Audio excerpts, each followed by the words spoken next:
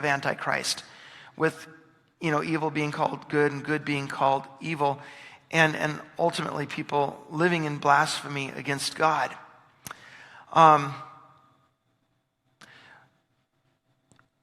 Sometimes we're not show respect toward authority. I've quoted this to you a few times, but it's in Isaiah 5:20, and this is for those of you that are taking notes. It says, "Woe to those who call evil good and good evil." And the Bible teaches, even on a spiritual level, that the person who defrauds their brother, God will judge such a one. The Bible also teaches in Proverbs on a few occasions to not remove the ancient landmark.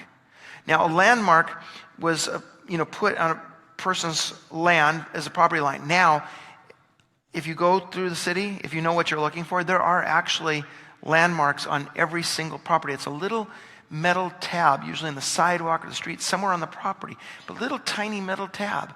Anybody ever seen that? Okay, some of you have seen that because you know what to look for. But it's there. Now you're going to start looking, where's that metal tab? But we don't remove that metal tab. We don't change the boundary line. And so God has set up ancient markers that these are my laws. Obey the laws of the land, and therefore you'll be obeying God in that way. And then you won't be afraid of the law. You won't be fearing what they shall do to you. In the Bible, in Colossians, it talks about those that aren't afraid to speak evil of dignitaries. The Bible talks about there being a little bird that flies along and passes your words along, like you didn't know that somebody was listening to you. There have been times where maybe I, was in a restaurant, and I'm not a gossipy kind of a person, okay? And I'm not a gossipy kind of a person just because I'm saying I'm not.